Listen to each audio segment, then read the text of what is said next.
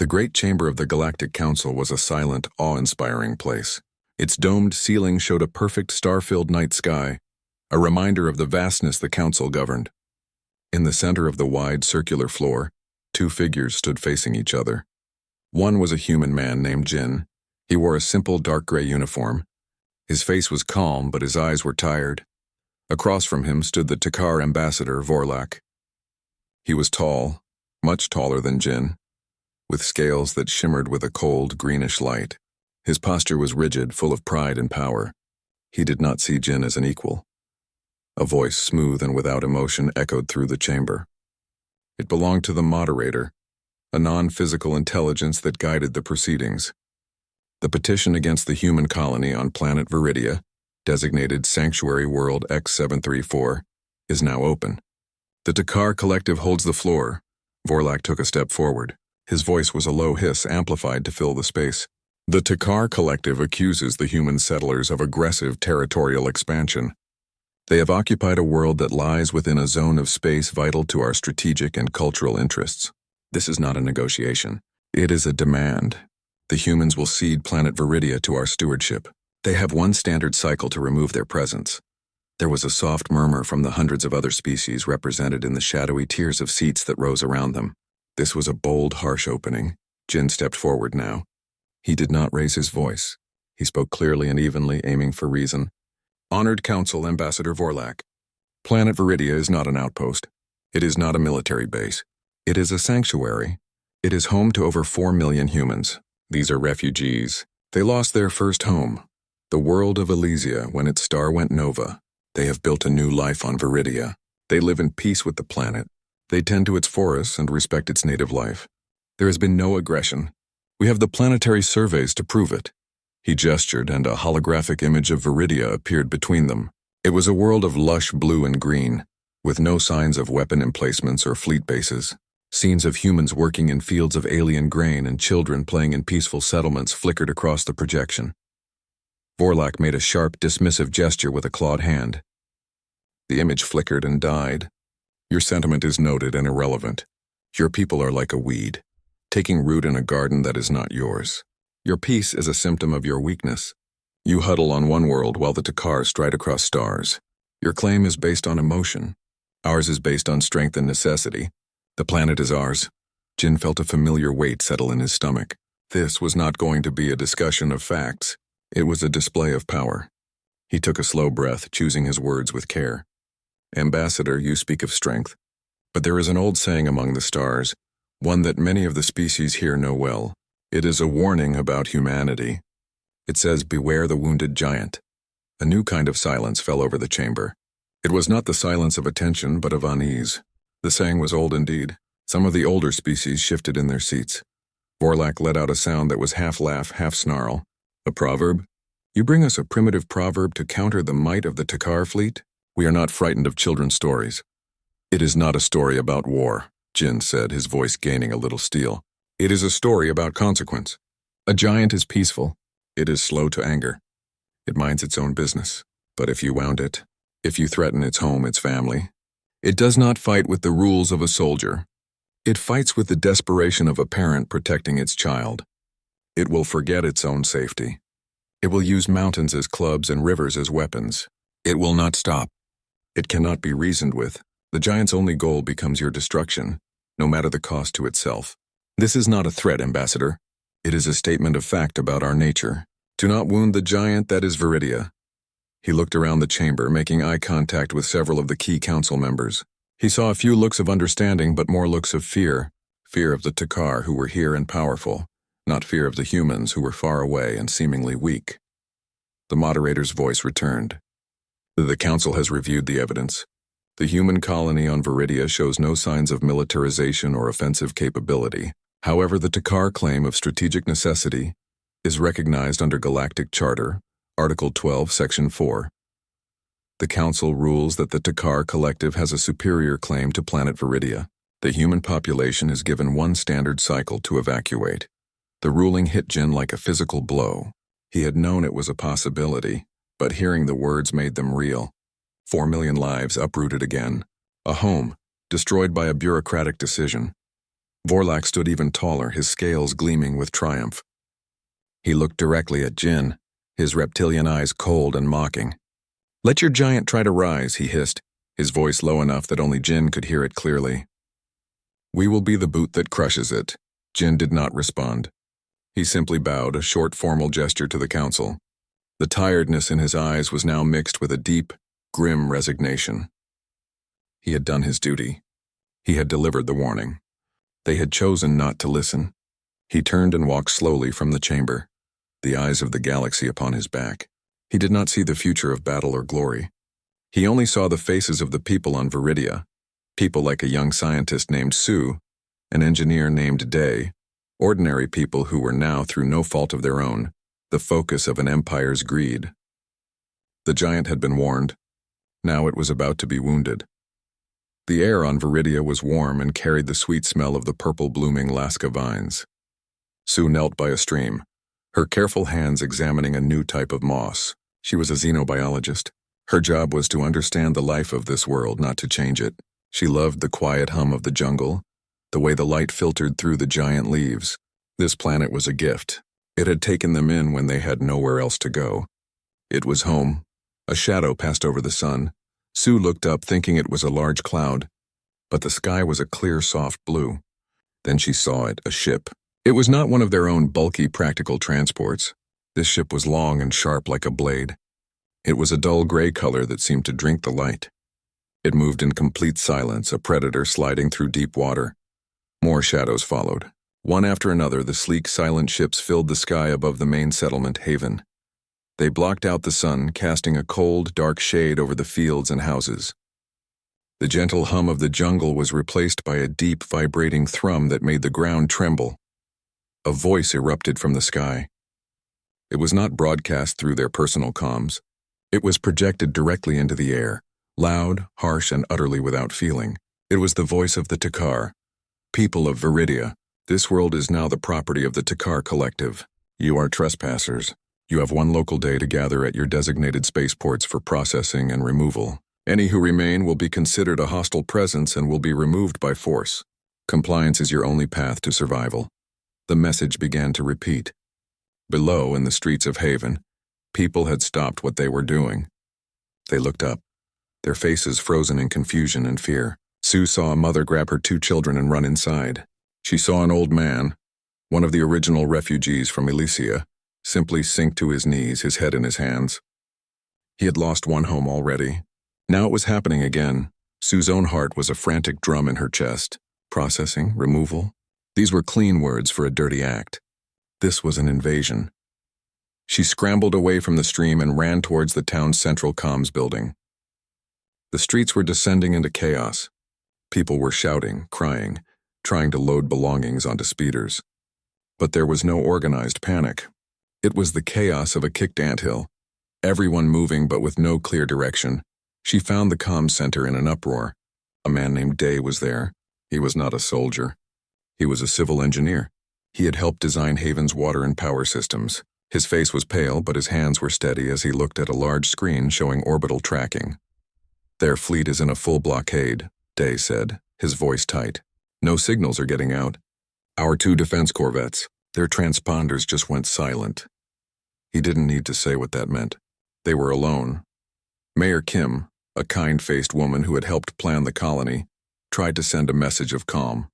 "Everyone, please proceed to the main spaceport in an orderly fashion.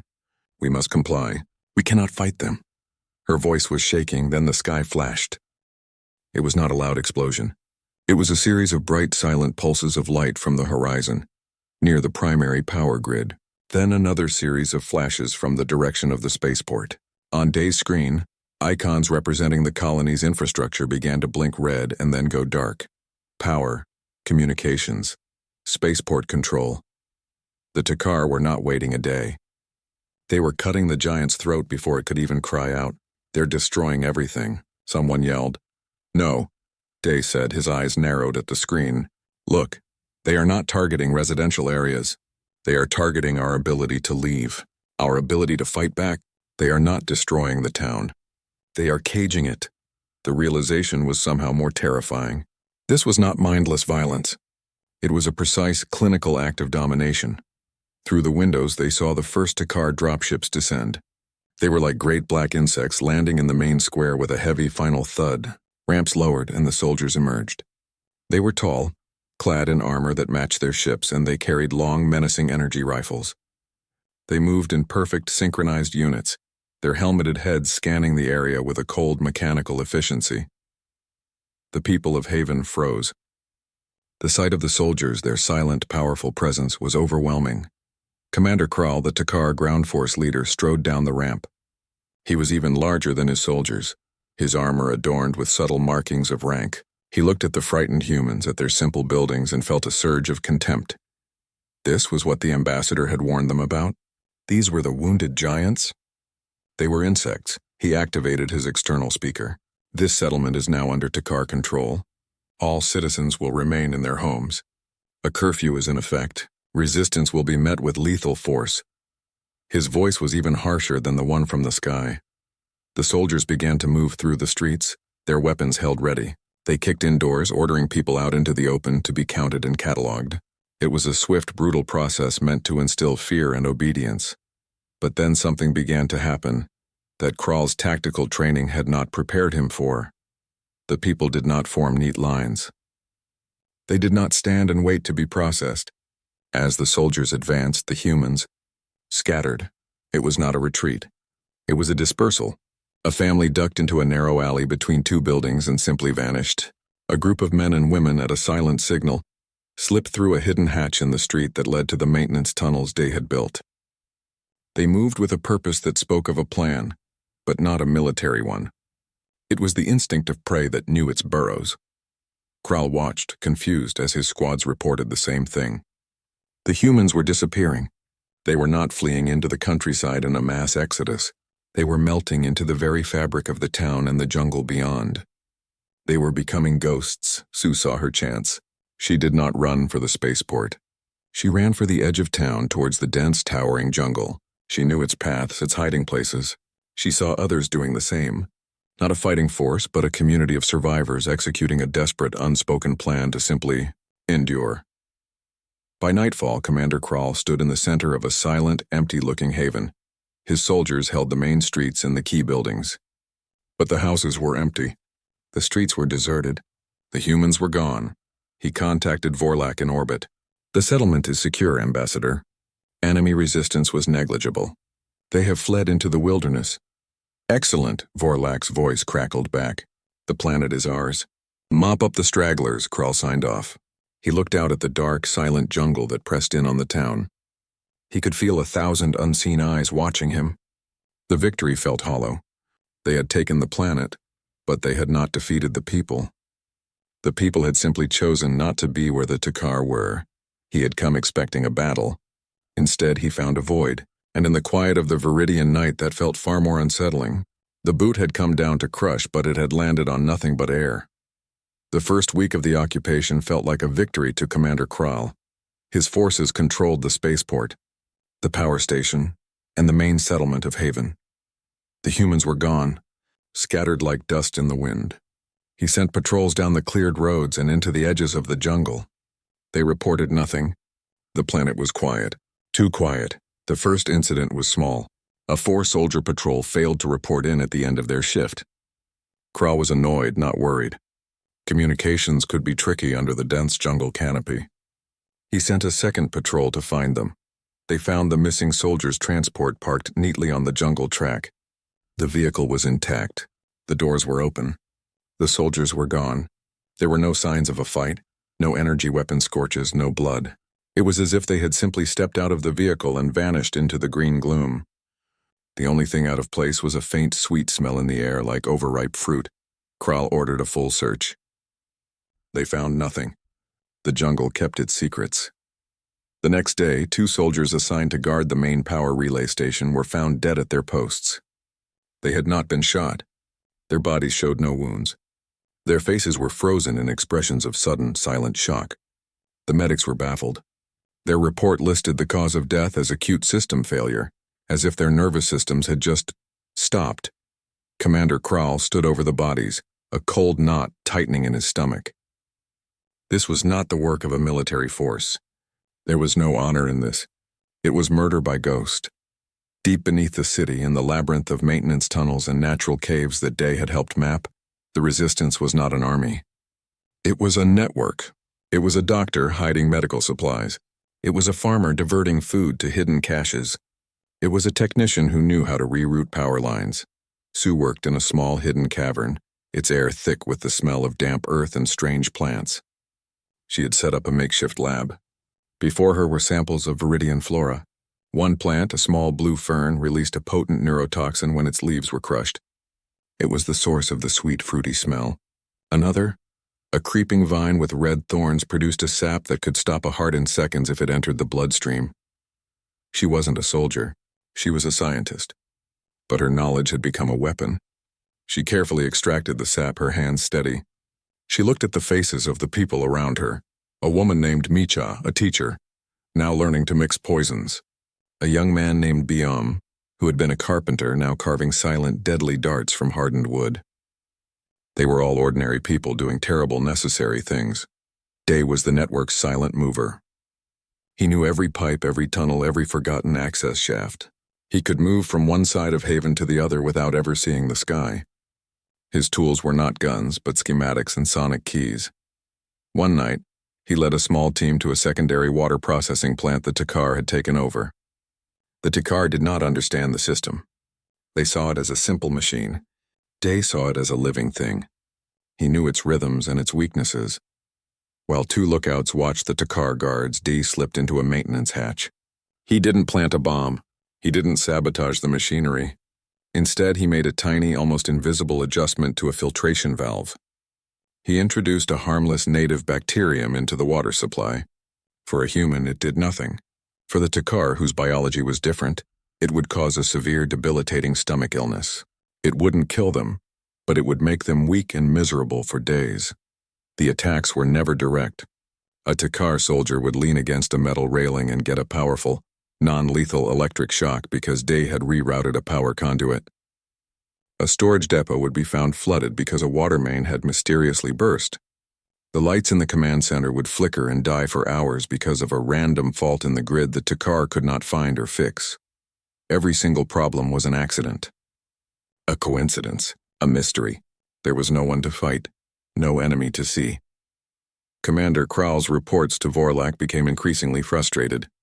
They do not fight, Ambassador, they infest. The planet itself seems to be fighting us. My men are getting sick.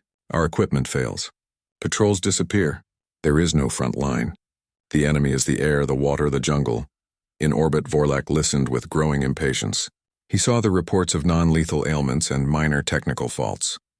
He saw it as incompetence, not strategy. Nonsense, Commander. Vorlak's voice crackled back, cold and dismissive. You are being bested by primitives using tricks. They are trying to frighten you with shadows. Increase patrols. Be more aggressive. Find their hiding places and burn them out. Show them the cost of their resistance. So Kral followed orders. He sent more patrols deeper into the jungle. He authorized the use of scanner drones and heat sensors. But the jungle was a chaotic mess of life, and the humans knew how to hide their heat signatures among the warm rocks and dense foliage. The drones found nothing. The soldiers, meanwhile, were growing tense and fearful. They started calling Viridia the ghost world. They jumped at every strange sound. They were afraid to drink the water, to touch the machinery, to walk into the deep shadows of the trees. Their belief in their own superiority was cracking, replaced by a creeping, superstitious dread.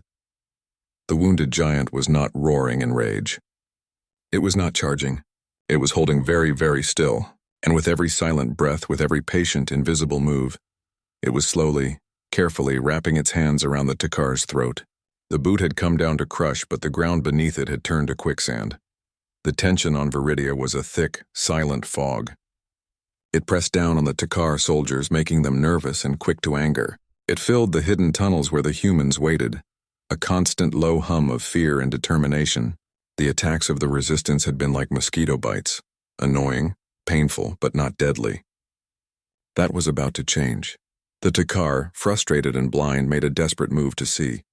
They had identified a large heat signature and movement in a network of deep caves to the north of Haven. It was one of the biggest traces of human activity they had found. Commander Kral saw a chance to finally crush a significant part of the resistance, or at least capture a large number of civilians to use as bargaining chips. He did not send soldiers into the dark, confusing caves. Instead, he authorized the use of seismic charges. These were not bombs meant to destroy, but to collapse. Their goal was to seal the main entrances, trapping everyone inside. The plan was to force the humans to surrender when they ran out of air and water, or to use excavation tools to dig them out later, one by one. From his command post, Kral gave the order. A series of deep, thunderous booms echoed across the landscape. Plumes of dust and rock shot into the air above the cave system.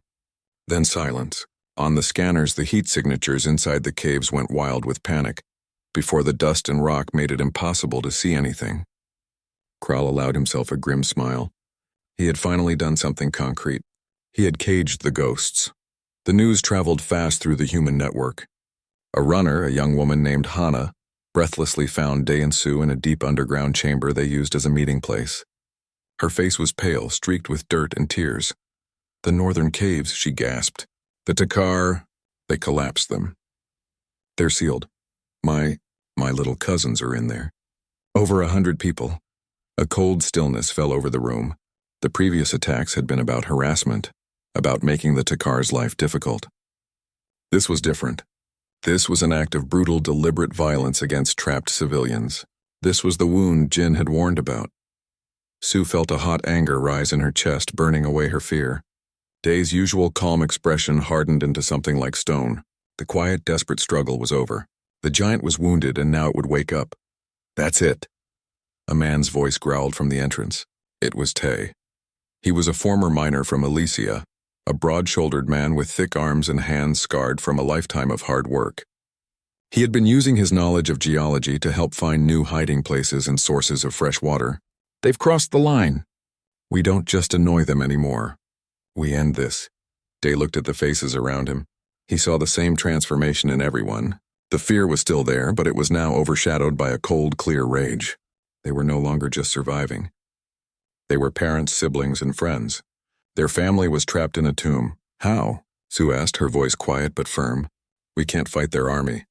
"We don't fight their army," Tay said, stepping into the center of the room. He knelt and started drawing in the dirt floor with his finger. "We fight their pride. Their strength is in orbit. Those ships, that's what makes them feel invincible." He drew a circle for Viridia and several smaller circles above it for the Takar fleet. "When we first settled here," Tay explained, "the planet's magnetic field was wild. It would fry electronics and mess with navigation. To live here, we had to stabilize it. We built a network of geothermal pylons. They tap the planet's core energy and create a calm, stable magnetic bubble around Viridia." Day's eyes lit up with understanding. "The fleet, they're sitting in that bubble. Their shields, their navigation, their communications, they all calibrate to that stable field." "Exactly," Tay said, a grim smile on his face. He drew lines of energy from the planet's surface up towards the ships. "We don't have weapons that can shoot that high, but we don't need to. We already have the weapon, the planet itself." His plan was audacious and incredibly dangerous. They would not destroy the pylons. They would overload them. Using stolen Takar power cells and whatever capacitors they could salvage from their own abandoned equipment, they would turn each pylon into a massive cannon. Instead of stabilizing the magnetic field, they would fire a tremendous, focused pulse of electromagnetic energy straight up into the sky. "It will be like a flash of lightning right in their faces," Tay said. "It will burn out every circuit, every computer, every engine on every ship in orbit. It will turn their mighty fleet into a cloud of silent, dead metal. The pulse will fry everything on the surface, too," Sue pointed out. "Our equipment, any hidden power sources. Everything. We know that," Day said. "They don't. They rely on their technology for everything. We have prepared for this. We have hidden simple weapons. Knives, bows, guns that don't need power cells. When their lights go out, they will be blind. We will not be." The plan was set. It was a suicide mission for the teams attacking the pylons. The energy release would be immense. But no one hesitated. The image of the collapsed caves of the families trapped inside was all the motivation they needed. Teams were formed. Dee would lead the team to the primary pylon near the old geothermal plant. Sue would provide a natural paste she had developed from a rubbery plant sap that would protect their hands and tools from minor energy feedback. Tay would lead the most dangerous mission to the most unstable pylon deep in the volcanic highlands. As they prepared to move out, the mood was solemn. There were no grand speeches. They simply looked at each other, a silent understanding passing between them. They were no longer just survivors. They were the will of the wounded giant, and its will was final. Under the cover of night, the team slipped out from their hiding places. They moved like shadows towards the pylons, the giant metal structures that had once given them a peaceful home. Now they would become the instruments of their enemy's destruction. The price for wounding the giant was about to be paid, and it would be a final one. On the bridge of the Takar command ship, Ambassador Vorlak watched the planet below. It was a serene blue-green sphere, seemingly pacified. He felt a deep satisfaction. The reports of minor troubles on the surface were just the last twitches of a defeated enemy. Soon, the last of the humans would be rooted out, and Viridia would be theirs. The story of the wounded giant was a joke, a tale for frightened children. A soft chime sounded. One of his officers spoke. "Ambassador, we are detecting unusual energy fluctuations from the planet's surface. Multiple sources. The readings are erratic." Vorlak waved a dismissive hand. "It is probably just a natural phenomenon, or more of their pathetic tricks." "Ignore it," the officer hesitated. "The energy signature is building rapidly, sir. It is matching the frequency of the planet's own magnetic field, but the amplitude is spiking beyond any recorded level." Before Vorlak could reply, the lights on the bridge flickered. A low hum vibrated through the deck plates. On the main viewer, the image of Viridia shimmered and distorted. "What is happening?" Vorlak demanded, rising from his chair. Then the storm hit. It was a wave of pure, invisible force.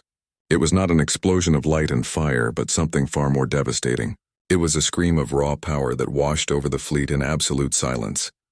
On the bridge, every screen turned to blinding static. The lights died, plunging them into darkness broken only by the faint emergency glow of a few consoles. The deep thrum of the engines ceased, replaced by an eerie total quiet. The artificial gravity faltered, making Vorlak stumble and grab his chair. "Report," he yelled into the silence. "I want a report." There was no answer. The comms were dead. The navigation console was dark. The ship was drifting, a lifeless husk in the void. All up and down the Takar fleet, the same scene repeated itself. The electromagnetic pulse had been a precise surgical strike. It had burned out the heart of every ship in orbit. They were tombs, filled with the panicked shouts of crews who were suddenly blind, deaf, and utterly helpless. Down on the surface, the pulse had the same effect. In the Takar command post in Haven, Commander Kral's screens went black. His comms unit emitted a sharp pop and then died. The electric lights flickered and went out. The low hum of their advanced technology was replaced by the simple sounds of the jungle, which now seemed to be laughing at them. Kral drew his energy pistol. It was dead weight in his hand. The power cell was fried. He saw the same panic in the eyes of his soldiers. They tried to restart generators, activate backup systems. Nothing worked. Every piece of their advanced technology was a useless lump of metal and plastic. They had been plunged back into the Stone Age in an instant. From the jungle and the tunnels, the humans emerged. They did not come with a battle cry. They came in silence. They were armed with knives, with axes, with hunting bows, and with simple, powerful rifles that fired physical bullets. They did not need power cells. They did not need targeting computers. The battle for Viridia was not a battle. It was a reckoning. The Takar soldiers trained for high-tech warfare were lost. Their armor was heavy and clumsy without its servo assists. Their energy weapons were useless. They were slow, disoriented, and terrified. The humans, who had lived simply on this world, who knew how to move quietly and fight with their hands, were in their element. Kral saw figures moving in the shadows between the buildings. He heard the sharp, ugly crack of projectile weapons, a sound he had only heard in historical simulations. He saw his soldiers fall, taken down by enemies they could not see with weapons they did not understand. He tried to rally a group of his men to form a defensive position, but a hail of arrows whistled out of the darkness, finding the gaps in their armor. He saw a large man, the miner named Tay, step out from behind a building. He was holding a heavy metal wrench. His face was set in a grim mask. Kral raised his dead pistol. "Stand back, human." Tay did not answer with words. He just charged. Kral was bigger, stronger, a trained warrior. But Tay fought with the raw, desperate strength of a man defending his home. He moved with a purpose that was terrifying. The wrench came down. Kral blocked it with his armored forearm, but the force of the blow sent a shock through his body. He stumbled back and strong hands grabbed him from behind. He was dragged, struggling, into a dark alley. The last things he heard were the grim, determined shouts of his attackers, the names Day, Su, and Tay, echoing around him before everything went dark. The fight was over in less than an hour. The Takar occupation force was gone. Months later, a Galactic Council salvage ship, drawn by the long silence from the Takar fleet, entered the Viridia system. They found the Takar ship still drifting in a graveyard orbit, their hulls cold and silent. Scans showed no life signs. The crews had suffocated, starved, or taken their own lives when rescue never came. The ship descended to the planet. The envoy, a being of a delicate avian species, found the human colony rebuilding. Haven was still scarred, but life was returning. They were led to Jin, the diplomat, who stood watching workers repair a building.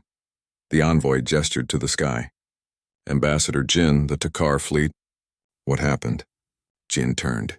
His face was calm, but his eyes held a deep, unyielding strength. He looked at the wreckage in the sky, then back at the envoy. You were warned, he said, his voice quiet but firm. You were all warned not to wound the giant. The Takar did not listen. He paused, letting the weight of his words settle in the quiet air. The price for ignoring that warning has been paid. In full. The envoy said nothing.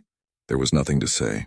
The galaxy had learned a new, terrifying respect for a species that could turn its own home into a weapon, and whose will to survive was the most powerful force in the cosmos. The giant was peaceful, but if you wounded it, the price was final.